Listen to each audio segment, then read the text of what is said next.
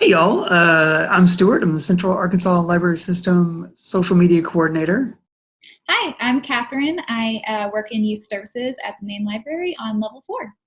And we're doing a podcast called Two Librarians in Search of an Exit. It's a Twilight Zone rewatch podcast where we rewatch Twilight Zone episodes and then talk about them in a more modern context.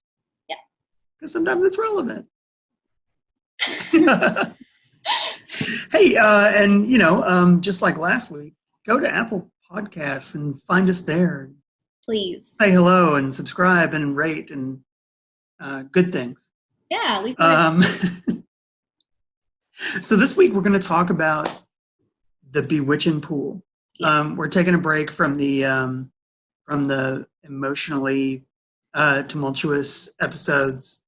Nothing real terrible happens in this one, so we're just going to take it easy this week. The Bewitching Pool is season 5, episode 36. It aired on June 19th, 1964. It was written by Earl Hamner Jr. Don't blame Rod Serling for this episode. No, please don't blame him. Not that it was bad, or not that it was worthy of blame. Bad. Yes. It was that bad. Yeah. It was different. Let's leave it. It was different in its own way. It was different. It was unfortunate that was the very last new episode of the series to air. Yeah. I think there was maybe one other episode that aired after that, but it was a rerun. Yep. So there were all kinds of production issues, I think, that delayed this one. It was supposed to air sometime in the middle of the season, and it ended up getting saved for the end instead. Yeah. Too bad. But maybe it was for the best thematically, and we'll come back to that later. Absolutely. But first, I'll tell you a little bit about the episode. Synopsis-wise, you start out with these two lovely little kids, Jeb and Sport, brother and sister. They're hanging out by their pool. Mom is a bad person.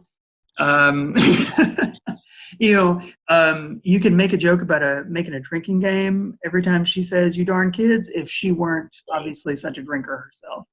So they're hanging out by the pool. Parents are talking about getting divorced, and then the kids jump into the pool, and they're screaming about Aunt T, and then they disappear. Yep. Turns out you got some kind of weird, Pulp Fiction thing going on. It's actually not the beginning of the episode. It's the end of the episode. Rewind. Rewind back to the beginning of the episode. And you find out that Jeb and Sport, they apparently all they do is hang out by their pool. Parents. Yeah, the parents have not decided to get divorced yet, but they are both terrible people and hate each other. There's some Tom Sawyer kid comes out of the pool for some reason and says, "Hey, come with me," which is, why not? So they jump in and they follow Tom Sawyer down to the bottom of the pool, and when they come back up, they're in some swimming hole out in the middle of nowhere, a secret. Yeah. Where a nice old Southern lady named Aunt T lives, or Aunt T. Yeah. Depending on how far you want to lean into the Southern thing. I'm not too far removed myself, but so they hang out with Aunt T. Nice old lady. Yeah. Aunt T warns them that if they leave, they may never be able to find their way back to this very nice, idyllic place.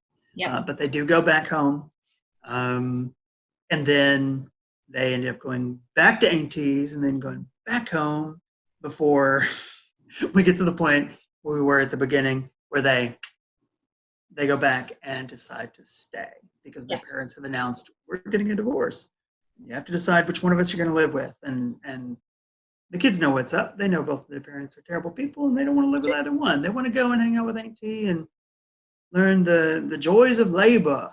Yeah. And, It's some weird stuff that they say there. Yes. And it's like, if you really aren't paying attention, you don't catch it. Like all the weird stuff. Right.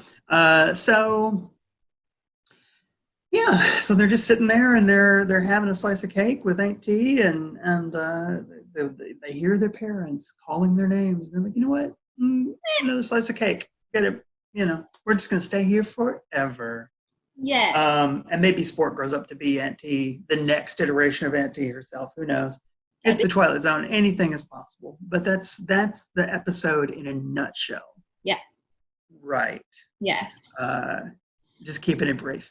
But I feel like, in past episodes we've talked about, we've seen some really obvious literary references. Yes. I got hints of Hansel and Gretel, with, Aunt T and her, cottage out there in the middle of nowhere. You don't really know if she's, like, at first I feel like it's a little ambiguous as to whether she's going to eat them or not. Yeah, I did too. Like, here, have a slice of cake. Let's fatten up old Jeb, Yeah, I definitely. And also, Sport seems a little apprehensive. And so if you're following along with kind of how she feels, you can tell that she's sort of like, I don't know, like, I think we should go. I don't think we should stay. And Jeb's on board 100% from the very beginning. He's easily swayed with cake. Yeah. I was when I was a child, I know. Still today, as an adult. Give me cake and I will stay here.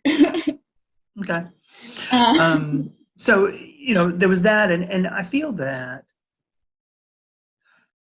there was a moment when the kids were sitting by the pool and their parents were bickering with each other. The kids were saying, let's play an imagination game. Mm-hmm.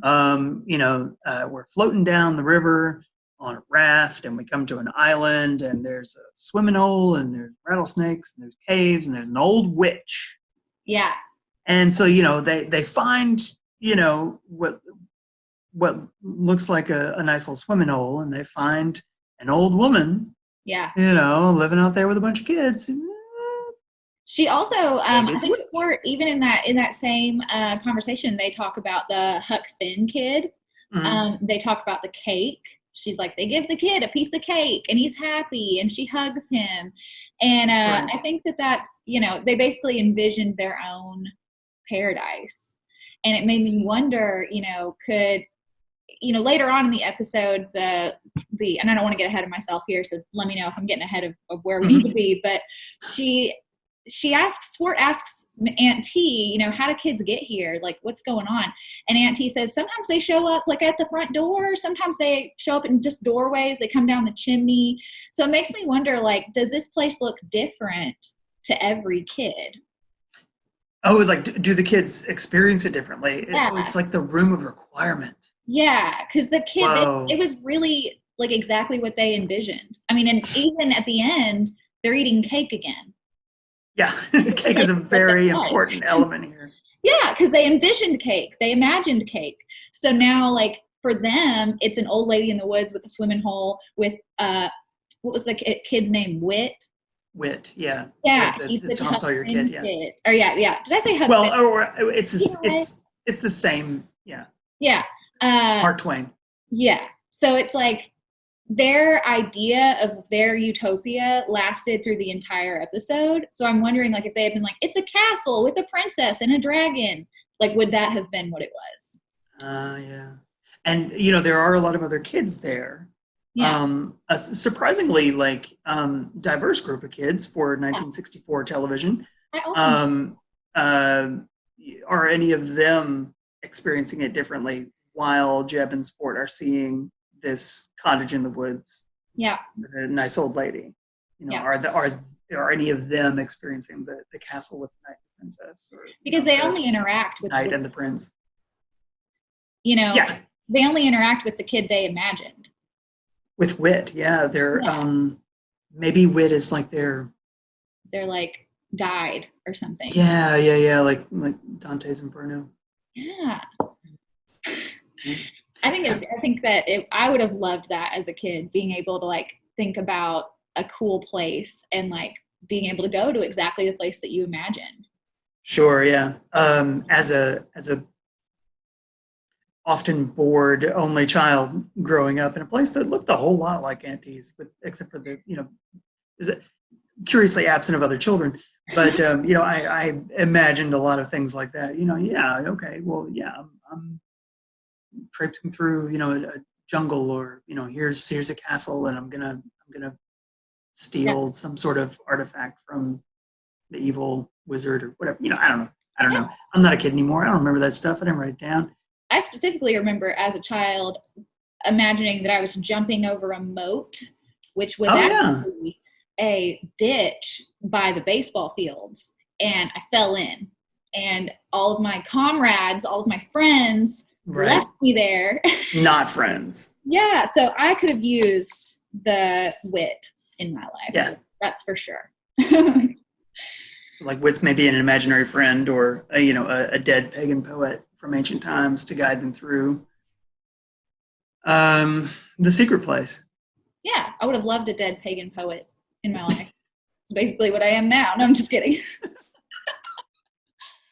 Okay, so I think there are hints of Peter Pan. I think Rod Serling actually evokes Never Never Land in his introduction, and obviously there's going to be some To Kill a Mockingbird in there a little bit as well, because of the actress who plays Sport. Yep. Also played Scout. Yeah. Yep. But we don't hear her voice a whole lot. Mm-mm. Because of those aforementioned production issues that delayed the episode. They called in Rocky the Flying Squirrel from the Rocky and Bullwinkle show. It's such a bummer because she's such a wonderful actress, and it really stunted. She still gave a great performance, but that really took something away, I think.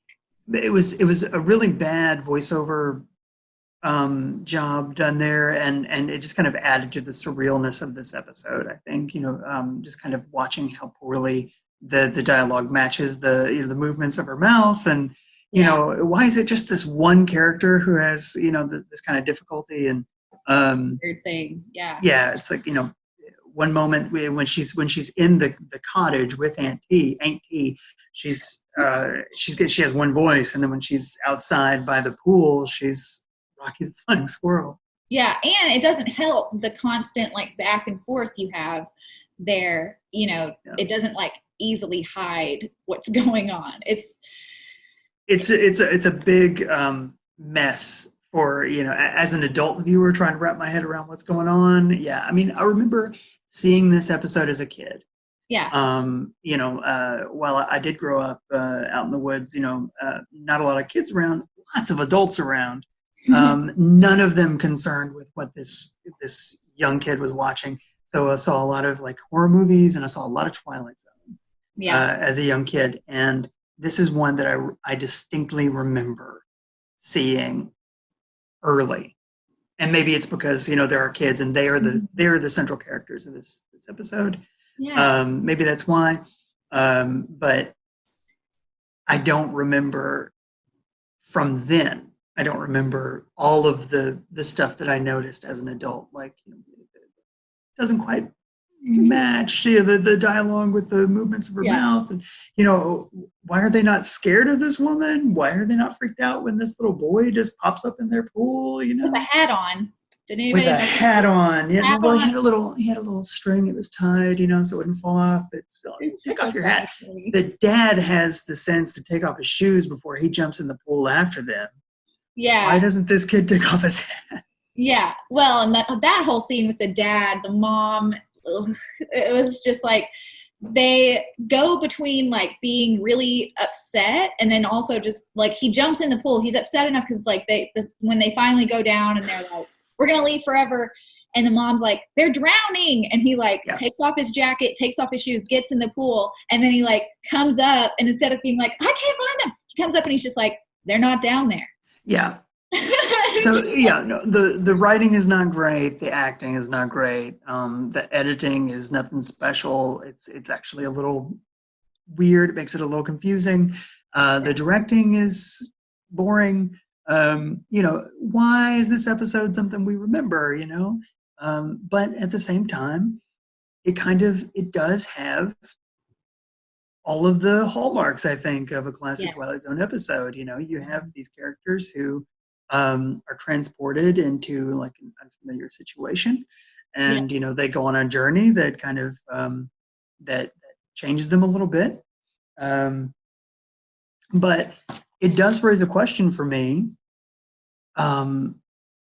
What happens to children in the Twilight Zone versus what happens to adults?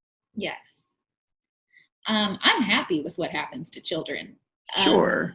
Because I feel like, I mean, I don't know. I think children, for the most part, are innocent. And so when they're put into that place, I feel like in a lot of the episodes we've looked at and a lot of episodes that I know of, and that I love personally, there's a lot of like ultimate judgments that happen in the Twilight Zone. For Wordsworth, and the, what's that guy, the commissioner or something, he what was he? He wasn't a commissioner, the commander. No. He was the oh, it is a C word. We're gonna have to edit this. Okay, everybody just stay calm. It's not commander. It's not commissioner. I'm gonna look it up. Fine. We can edit this. We can edit this. Yeah, we can. Chancellor. That's what it is. Right. And then, so there's a lot of these ultimate judgments that happen, like in the episode with Wordsworth and the Chancellor, he gets his just desserts and it's this ultimate judgment. And right. With, a lot of episodes you have that. And so it's interesting that in this episode, the ultimate judgment for these kids is like, it's in their favor and it's like, they get to decide what happens to them and they make this decision. And so I thought, in reference to like how the Twilight Zone treats children, I love it because I love that they got to decide and got to take, so much in their life was out of their control. Mm-hmm. And it's like the Twilight Zone gave them the opportunity to take control of their own life. And they got to make that choice. Yeah. Yeah. Children so often don't get to make choices. Especially when it comes to divorce. Yeah. Oh, absolutely. Yeah. There's very little control in that situation for a kid. Yeah. So even when the parents were saying, you need to make, I think it's so funny, they say you need to make up your mind. You need to make a choice about who you want to live with. That's often a choice that children do get to make, but of course they don't want to make that choice. Sure. Yeah. I think, at the beginning of that conversation, the family is talking and before they've actually brought up the word divorce, one of the kids says, oh, things are gonna be different. We're going to go back to the way things were. That's what they want. Yeah. They want, some time that we don't really get to see where maybe they, the parents weren't bickering all the time. Crazy. Or when the children were young enough and innocent enough to not realize how bad things were, maybe. Yeah. But, I think that weirdly, this is one of the very few episodes in the Twilight Zone that truly has, like, I guess what you would call a happy ending. Yeah. Where these kids so. Live happily, which is great. Yeah. But what did Rod Serling think of this episode? He thought it was sloppily done because of all the editing and because of the problems that they had with like getting it out and then it not being able to get out. And so he actually was like pushed it to the end because I think the show was getting ready to be canceled or is already scheduled to be canceled or taken off the air. And he was kind of hoping that like no one was watching at this point when he put this episode out, which is really sad because it has qualities, For a show of this caliber, you want to see a final episode that really just embodies all of the best parts of the Twilight Zone. You want to see just the twist ending, and you want to see a story that speaks truth to power, and you want to see somebody who's abusing their position or is just a bad person really get what's coming to them. Yeah. And you want an ending that's going to make you really think. Yeah. And this episode doesn't do any of that stuff. And yet it's it really is a classic episode of the Twilight Zone. Yeah. Poorly written as it is. But if you think about it in conjunction with the first episode, Where Is Everybody? Mm-hmm. As like a set of bookends for this entire series. Yeah, I think that's really interesting. You have two stories where there's an attempt to create an imaginary place to go as a coping mechanism. Yep. Now, when we talk about how the Twilight Zone affects children versus adults, when I can't remember his name, was it Mike?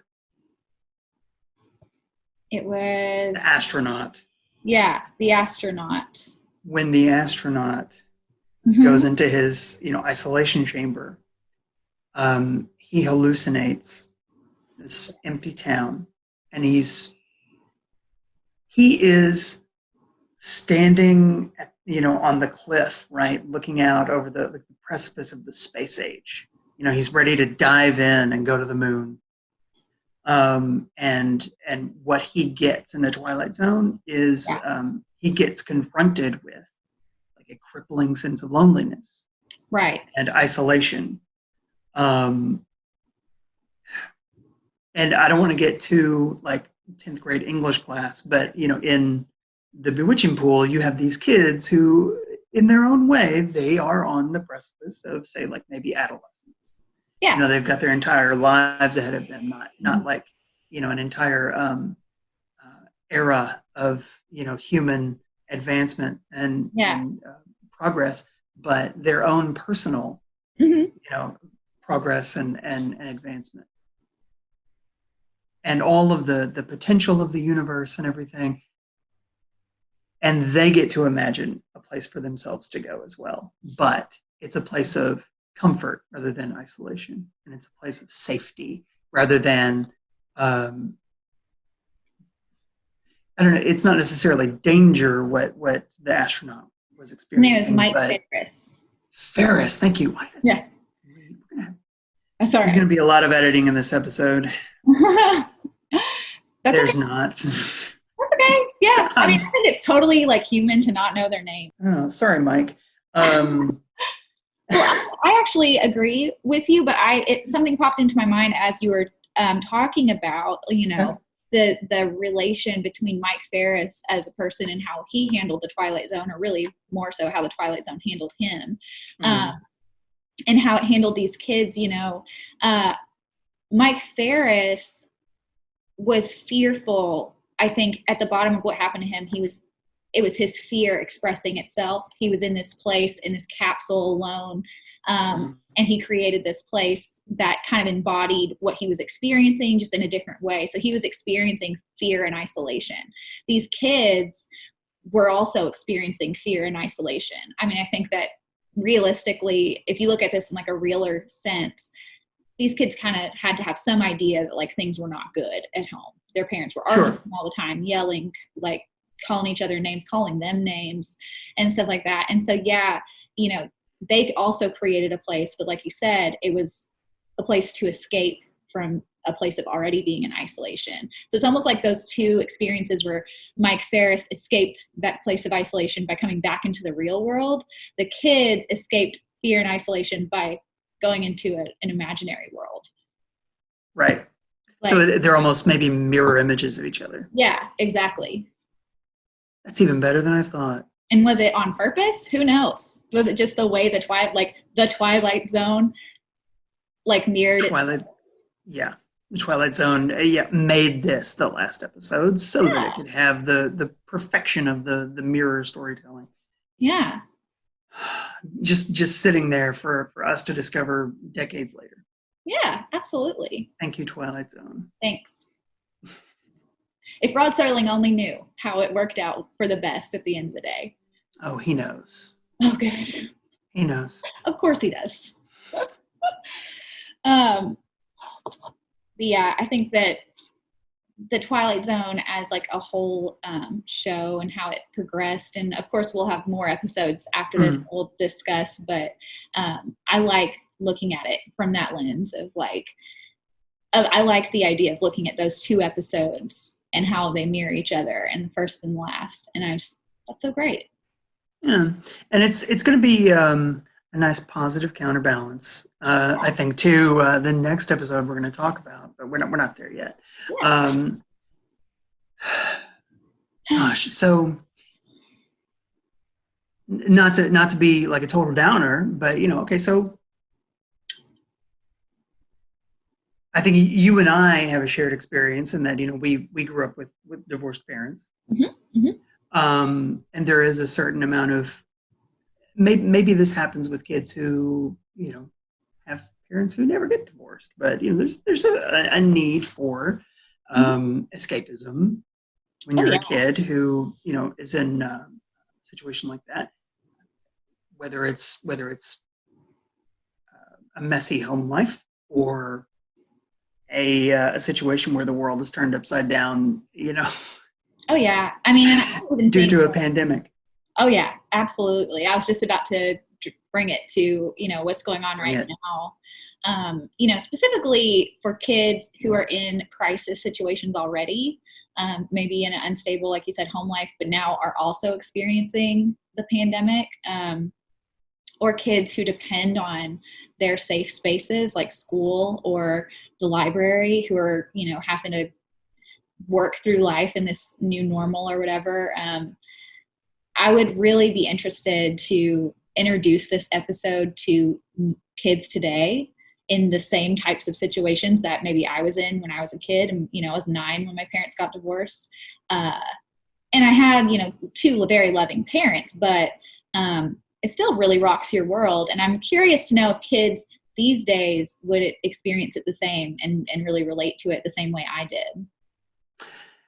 I'm not sure. Well, I think that the writer was aiming for a certain trope that we're kind of familiar with from other stories.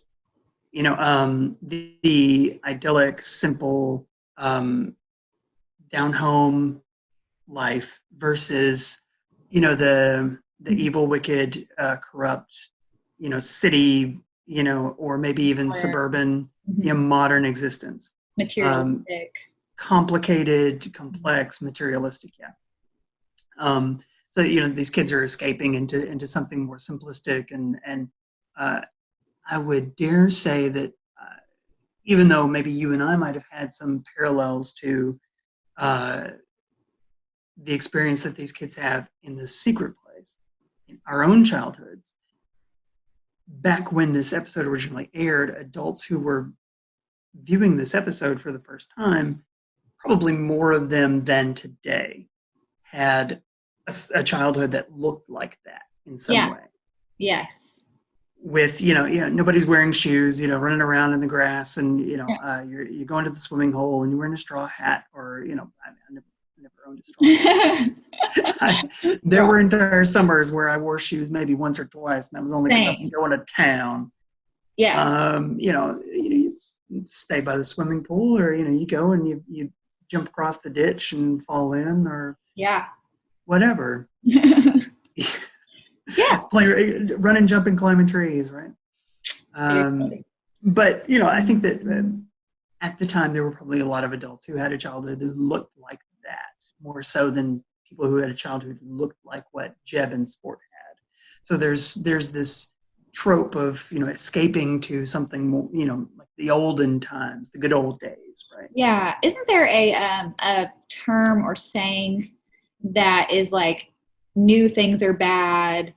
A lot of people think of it when they think of like, there was like, oh, kids can't keep their hands off the comic books, and then it was like, oh, it's the computer, the video games, and then it was the phones, and it's like the idea that every generation before will automatically not like what the new generation is doing. Kind of what we're talking about now with like more simple time and stuff like that is like making me kind of think like in the 60s when this came out, was that kind of going on where they were like these like this newfangled lifestyle or whatever is no good compared to the good old days? Yeah, good for who? Yeah, that's That's a good point. Not the kids who had to work at Aunt T's, shoe sweatshop. In business. Yeah, right. The joy of labor. That's right. Enjoy some labor. Unpaid labor. Like, oh, we'll pay you in cake. We pay you in cake. Yeah.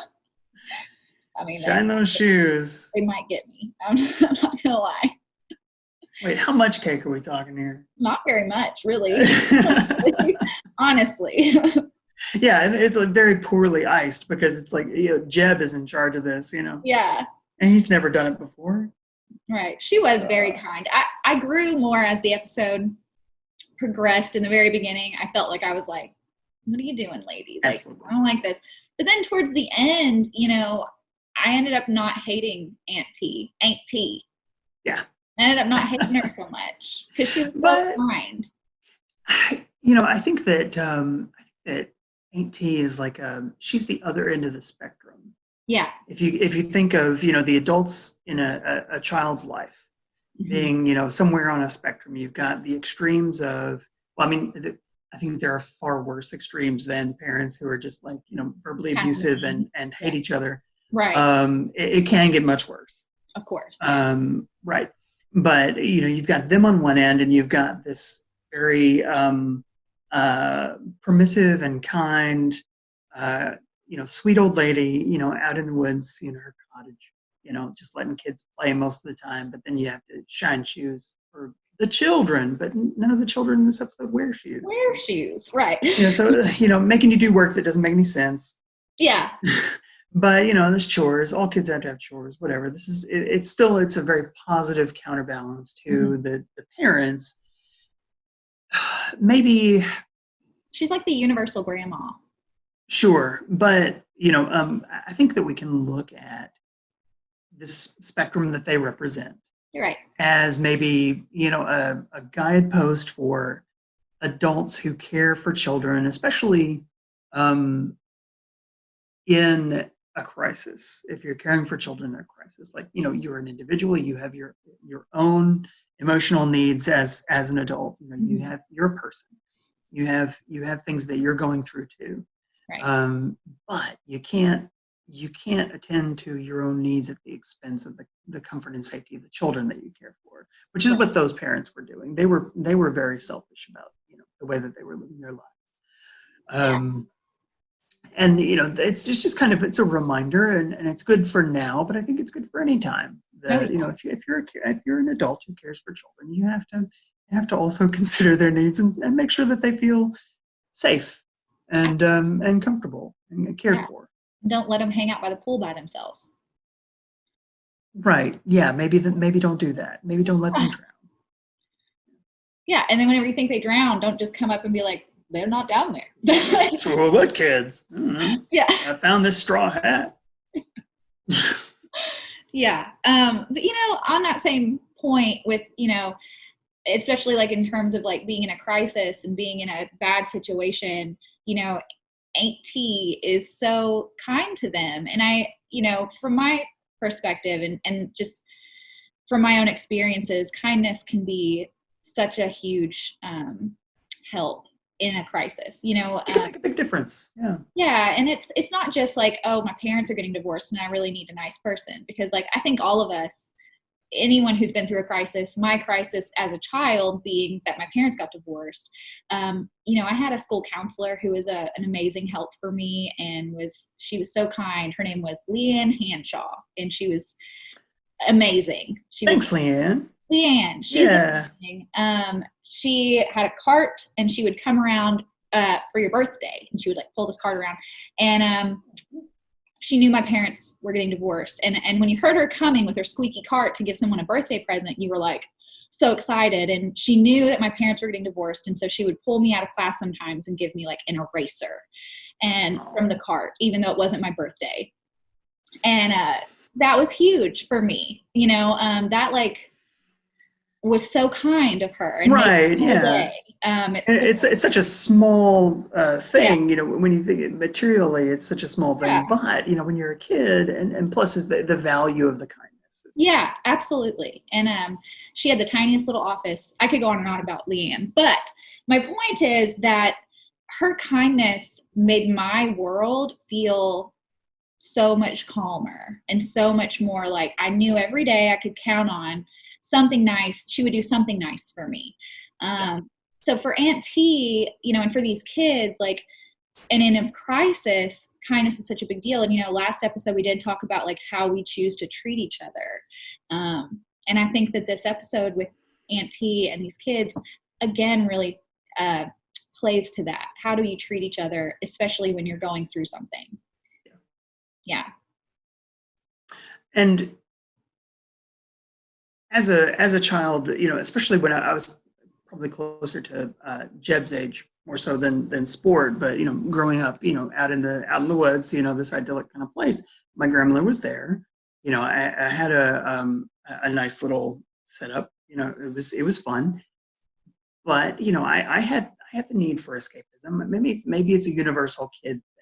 I think it is. You make up stories. You engage with books and movies. I don't know a kid who didn't go through a phase where they watched some movie over and over and over again, or a string of movies over and over again.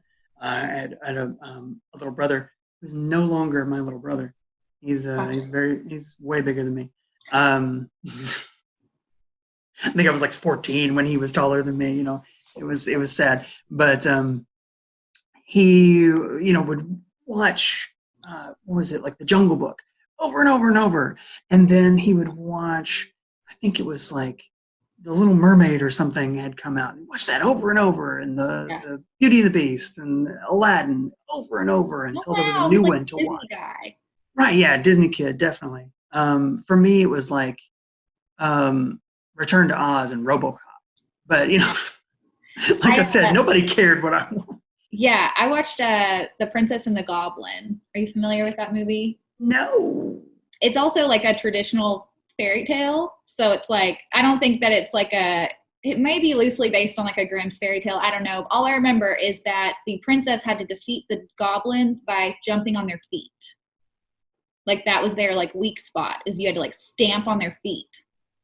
Okay. Yeah. And for me, I don't know why, but I thought that was like the greatest movie I've ever seen.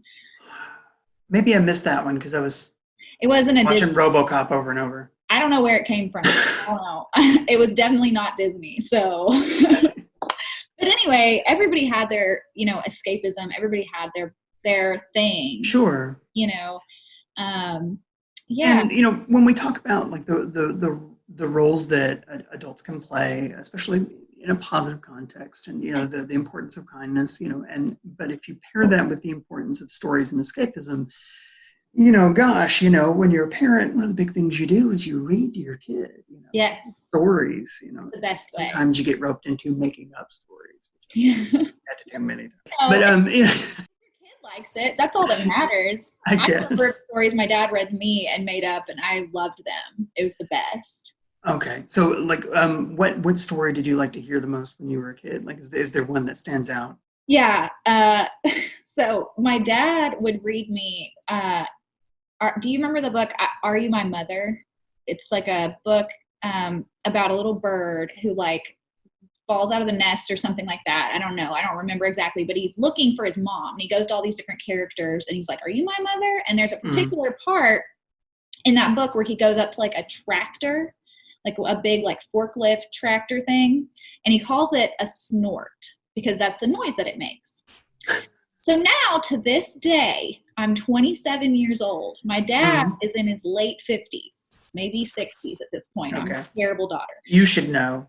If we drive down the highway together and he sees a tractor, he will say, "Look, Katie, it's a snort." And I have to respond. I am obligated to respond and laugh and say, like, because I love it. But that's like such a strong, still to this day, 27 years old, we still have that connection to that book that he would read me all the time about the snort. For me, it was, there's a monster at the end of this book. Oh, yeah. It's like a Sesame Street thing with Grover, yeah. And then Grover discovers he is the monster at the end of the book. They're so cute. I love that. It's like a Frankenstein, like, perhaps you are the real monster, Grover. In the Twilight Zone, he's the real monster. Yeah. Yeah. But yeah, it really goes to show, this episode is very heavy on like escapism and how important that is for a child, and safety in people, and having the importance of having a safe people in your life, and people that make you feel loved and safe and important.